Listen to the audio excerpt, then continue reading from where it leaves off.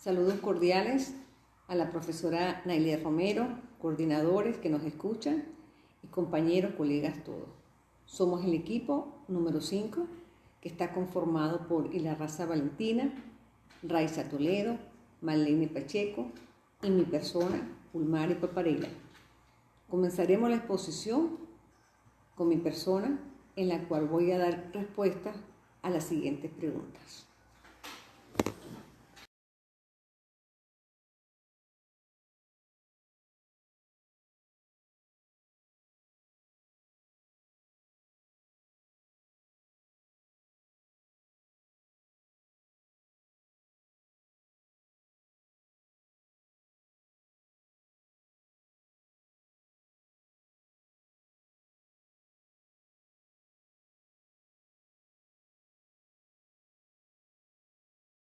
Ahora bien, con respecto a la primera pregunta, que tiene que ver con la novedad del juzgamiento de delitos menores, podemos comenzar diciendo de que en fecha 12 de junio del 2012, el Código Orgánico Procesal Penal es reformado, anexándole un novísimo procedimiento especial, el cual es titulado en el libro tercero de los procedimientos especiales, el procedimiento para el juzgamiento de los delitos menos graves. Y es para combatir el retardo procesal. Este novísimo procedimiento consiste, además de la instalación de los jueces municipales, con una visión de la participación popular en la administración y la equidad, en la aplicación de la justicia y el trabajo comunitario, como imposición de sanción a las personas que cometen delitos cuya pena en su límite máximo sea de 8 años. Este procedimiento persigue el juzgamiento en libertad del imputado y a su vez que sea expedito. Es un procedimiento novísimo. Fue tipificado en el Código Orgánico Procesal Penal en el artículo 354.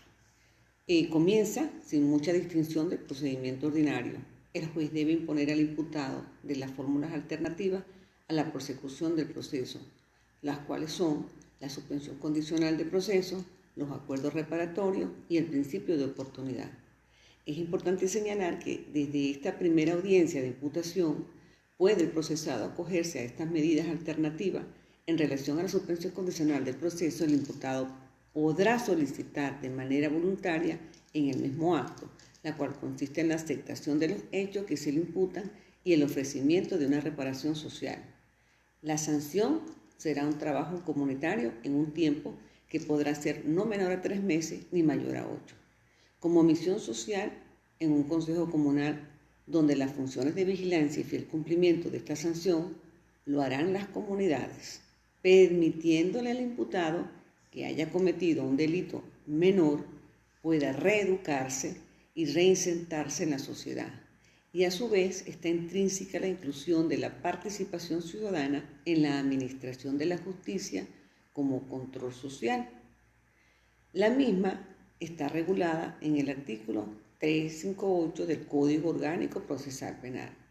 La suspensión condicional del proceso podrá acordarse desde la fase preparatoria, siempre que sea procedente, y el imputado, en la oportunidad de la audiencia de presentación, así lo haya solicitado y acepte previamente el hecho de que se le atribuye en la imputación fiscal. A esta solicitud, el imputado deberá acompañar una oferta de reparación social que consistirá en su participación en el trabajo comunitario, así como el compromiso de someterse a las condiciones que fije el juez de instancia municipal. Si la solicitud es efectuada por el imputado en la oportunidad de celebrarse la audiencia preliminar, se requerirá que el imputado en dicha audiencia, una vez admitida la acusación fiscal, admita los hechos, objeto de la misma. El lugar donde cumplirá el imputado su trabajo comunitario le corresponderá al juez fijarlo, cuidando que no interfiera en sus actividades laborales, que desarrolle como medio de sustento económico y tomando en cuenta las habilidades, destreza del proceso. Una vez cumplida la sanción y verificada por el tribunal, el juez municipal dictará sentencia de sobreseimiento.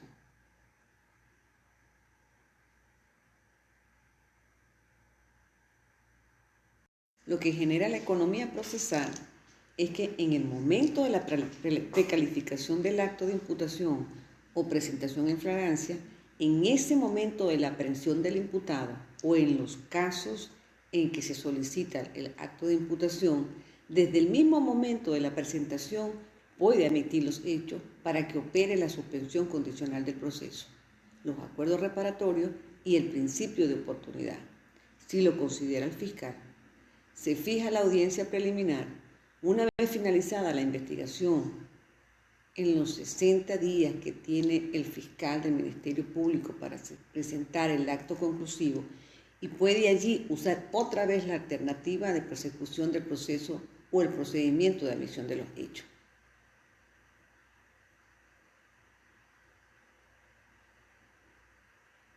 En cuanto a la segunda pregunta, ¿en qué consiste el procedimiento abreviado y diferencia con el procedimiento especial contemplado en la Ley Orgánica sobre el Derecho de las Mujeres a una Vida Libre de Violencia? Podemos decir que el procedimiento abreviado es un procedimiento especial de tramitación distinta al juicio ordinario penal, que ha sido concebido como una forma alternativa, más simple y de menor costo que el procedimiento ordinario, y viene a constituir un mecanismo de descongestión del sistema penal. En el Código Orgánico Procesal Penal del 2008, en su artículo 372, se encontraba estipulado que el procedimiento abreviado podía, a solicitud fiscal, proponerse en los casos siguientes: delito flagrante, delitos con pena privativa de libertad no mayor de 4 años en su límite máximo, y cuando se tratara de delitos que no ameriten pena privativa de libertad. En el Código Orgánico Procesal Penal, que presenta el decreto número 9042 del 12 de junio del 2012, se reforma el procedimiento abreviado. En cuanto a su aplicación, se podrá aplicar a solicitud fiscal solo en delito flagrante, cualquiera que sea la pena asignada al delito. Es decir, que de los supuestos propuestos por la doctrina en el marco procesal penal venezolano, solo será posible la aplicación del procedimiento abreviado en los delitos flagrantes. Ahora bien, ¿qué sucede con el procedimiento especial contemplado en la Ley Orgánica sobre el Derecho de las Mujeres a una Vida Libre de Violencia y el procedimiento abreviado con respecto a la flagrancia en estos delitos? Bueno, existe una sentencia número 272 que nos explica un poco de la flagrancia en los delitos de género. Veamos. Ok, vamos a leer un poco brevemente lo que consiste en la sentencia. La sentencia de la Sala Constitucional, que interpreta el artículo 44,1 de la Constitución de la República Bolivariana de Venezuela con ocasión a la instrumentación de la flagrancia en los delitos de género, vista la particular naturaleza de los delitos de género y vista la flagrancia como un estado probatorio, la prueba de la flagrancia de los delitos de género debe ser exigida en la forma y en el grado que al delito corresponde, ya que si se requiera siempre de pruebas directas para el arresto preventivo de los ilícitos penales, los delitos y en especial los delitos de género correrían el riesgo de quedar impunes, pues los delincuentes escaparían siempre de la ley. Por lo tanto, la exigencia de la prueba evidente en los delitos de género no se puede exigir más de lo que la propia prueba puede evidenciar. En definitiva, la flagrancia en los delitos de género viene determinada por la percepción que se tiene de los elementos que hacen deducir, prima facie, la relación de causalidad entre el delito y el supuesto autor, causalidad que deberá demostrarse y o desvirtuarse en el proceso. Como consecuencia jurídica directa, acarrea la detención infrante, esto es, sin orden de inicio de investigación y sin orden judicial. Ello para asegurar la tutela del objeto jurídico protegido, esto es, de integridad física de la mujer víctima. Entonces, a partir de esta sentencia, comenzó la aplicación del procedimiento abreviado en la violencia de género. Sus diferencias con el procedimiento abreviado son las siguientes. Una son los lapsos en la Ley Orgánica sobre el Derecho de las Mujeres a una Vida Libre de Violencia, son mucho más largos. Dos, en el procedimiento abreviado, No existe la audiencia de investigación. 3. Los tribunales son distintos. Muchas gracias. Saludos cordiales a la profesora doctora Nayeli Romero, compañeros de posgrado. Mi persona, abogado Valentín Larraza, continuaré con la exposición y les hablaré sobre lo siguiente. Primero, momento en el cual se presenta la ampliación de la acusación y las nuevas pruebas. Les explicaré además cuándo son admisibles las mismas. Segundo, en qué consiste el auto de apertura a juicio, explicar las novedades del COP al respecto y si este auto de apertura, dicho auto, es apelable. Ahora bien, en cuanto a cuándo se puede presentar la ampliación de la acusación, tenemos que considerar lo previsto en el Código Orgánico Procesal Penal en su artículo 309. ¿Por qué? Porque la primera oportunidad que se presenta es antes de la audiencia preliminar y viene siendo el primer caso. Y es cuando, vencido el lapso de investigación, el fiscal presenta la acusación ante el juez de control, o ante el tribunal de control, y entonces este debe fijar la audiencia preliminar en un lapso no menor de 15 días ni mayor de 20. Entonces tenemos que si en ese lapso, contado a partir de presentada la acusación y la fecha fijada para la celebración de la audiencia preliminar, surge algún hecho probatorio o algún elemento probatorio que demuestre otro hecho relacionado y que este hecho no fue incluido en la acusación, entonces el fiscal del Ministerio Público puede presentar un escrito de ampliación de la acusación.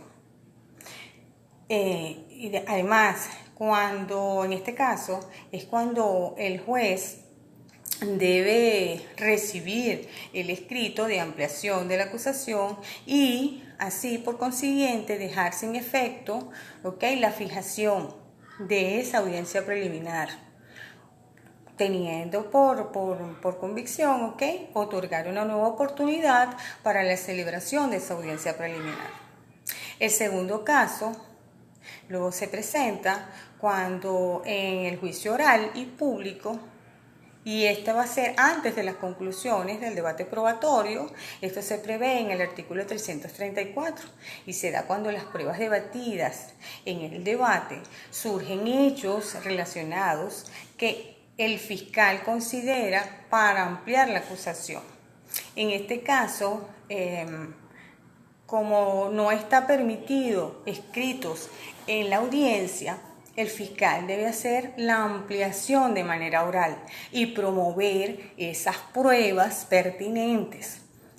En ese mismo acto debe generarse una incidencia al respecto, y el debate se debe dar cuando que el acusado y su defensor deben intervenir, y el imputado a rendir una nueva declaración, pudiendo pedir una suspensión del debate y promover ambas partes, esas nuevas pruebas relacionadas con el hecho objeto de la ampliación de la acusación. En el debate, el fiscal puede ampliar su requerimiento cuando de la instrucción o del debate resulte la continuación del delito atribuido o una circunstancia agravante que no fue mencionada que no fue mencionada en el requerimiento del fiscal, o en el auto de remisión. Entonces, la ampliación puede realizarse en cualquier momento del debate. Hay que tener claro eso. Y tiende a impedir que la sentencia atribuya esos hechos no contenidos en aquel. Entre tales actos debe existir el derecho a la defensa, la correlación objetiva. Tenemos que tener en cuenta que la ley limita la ampliación en dos supuestos, En cuanto a el delito atribuido, esto quiere decir que el delito que originalmente se creía constitutivo por un solo hecho, en realidad está constituido por dos o más. ¿Estamos claros? Pero dependientes entre sí estos hechos. Por lo tanto, en estos casos está limitada la ampliación de la acusación. La otra circunstancia son las circunstancias agravantes del delito imputado. Es decir, cuando una circunstancia agrava un delito, el tipo normal del mismo, ¿ok?, pasa a constituir una nueva figura que se llama figura calificada. Ahora, en estos casos no varía la calificación jurídica conceptual. Por ejemplo, si tenemos un hurto simple, que por circunstancias que se conocen en el debate debe calificarse como un hurto agravado. ¿Okay? Entonces decimos que la calificación jurídica conceptual sigue siendo la misma, aun cuando el delito contenido en la ampliación de la acusación resulte ser una figura con mayor pena o con mayor monto punitorio, pues. Entonces, esta ampliación de la acusación es posible sin violentar el derecho a la defensa, permitiendo al imputado que conozca los nuevos hechos, ¿ok?, o circunstancias que se le atribuyen para que pueda ejercer su derecho a defenderse bajo unas condiciones de tiempo, de modo, de lugar, ¿ok?, que él pueda defenderse como tal. Entonces, el imputado y su defensor pueden ser informados por el juez, ¿ok?, de tales hechos. Es más, no es que pueden, deben ser, ¿ok?, bajo esas mismas circunstancias. Ahora, pueden tener la dificultad, ¿ok?, de solicitar la suspensión del debate o la oportunidad de solicitar la suspensión del debate para ofrecer nuevas pruebas y preparar su defensa. Ahora vamos a tocar el punto en cuanto a las nuevas pruebas. Tenemos que la recepción se puede presentar luego de la declaración del acusado. Estas son recibidas por el juez, ¿ok?, en un orden determinado, y este orden puede ser alterado si así el juez lo considera necesario. Si diera lugar a nuevas pruebas, que es lo que nos importa en este caso, es cuando en el curso de la audiencia surgieran nuevos hechos o circunstancias que ameriten ser esclarecidos. Entonces el tribunal ordenará, ya sea de oficio o a petición de una de las partes, la recepción de cualquier prueba. Y una vez terminada la recepción de pruebas, el juez le concederá la palabra al fiscal, al querellante, al defensor, para que estos expongan sus conclusiones, cumpliendo con las nuevas formalidades, no pudiendo leer en ningún caso ningún escrito, sino limitándose, ¿ok?, a hablar sobre las citas textuales, sobre alguna doctrina o jurisprudencia, ¿ok?, en caso de que hayan intervenido dos o más fiscales, querellantes o defensores. Estos pueden hablar, pero evitando las repeticiones. Luego de ser expuestas todas las conclusiones, se otorgará al fiscal, al querellante y al defensor la posibilidad de réplica, para referirse solamente a las conclusiones que fueron formuladas por la parte contraria y no fueron anteriormente discutidas. ¿Ok? Entonces, ahora les voy a hablar en qué consiste el auto de apertura a juicio, ¿ok? Y explicaré algunas novedades del COP con relación al mismo y si dicho auto es apelable. Este auto de apertura es un acto procesal del Tribunal de Control, que se realiza en la audiencia preliminar, mediante el cual se ordena el pase a juicio y oral y público de una causa y se le informa, al juez de juicio, a las partes, el hecho de la decisión es que se depure la fase intermedia, en cuanto a su calificación jurídica y todas aquellas formalidades que se ven en la acusación. Este auto viene a ser el resumen, es decir, este auto es el resumen del proceso penal, en el que se debe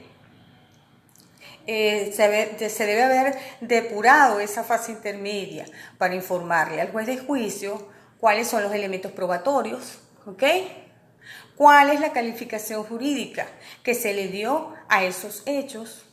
Por ello, el auto de apertura está previsto en el artículo 314 del Código Orgánico Procesal Penal, el cual refiere, que la identificación de la persona acusada debe haber una relación clara, precisa y circunstanciada de los hechos, su calificación jurídica, provisional, hay que tener claro qué es eso, provisional, una exposición sucinta y bien motivada de los hechos, su fundamentación, cuáles son la calificación jurídica de la acusación, las pruebas admitidas y las estipulaciones realizadas entre las partes. La orden entre las partes para darle el orden, abrir el juicio oral, el emplazamiento que se le debe dar a las partes para que en el lapso de esos 5 días concurran ante el juez de juicio.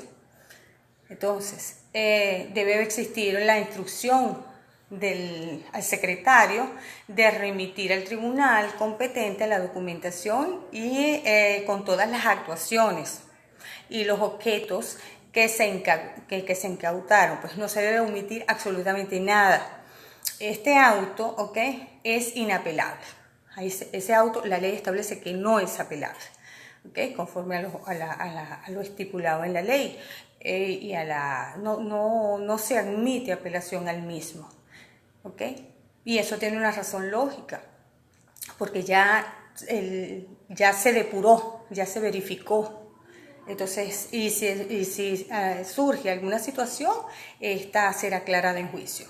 Entonces, en cuanto a las novedades del auto de apertura, en este punto tenemos que la reforma del Código Orgánico Procesal Penal en el año 2012 expresa que en su exposición de motivos, en el libro segundo de procedimientos, él dice que, o refleja, los legisladores trataron de expresar que en la fase de juicio oral, en el auto de apertura a juicio, se establece el supuesto que el imputado o imputada en estado contumaz, se niegue a asistir al debate.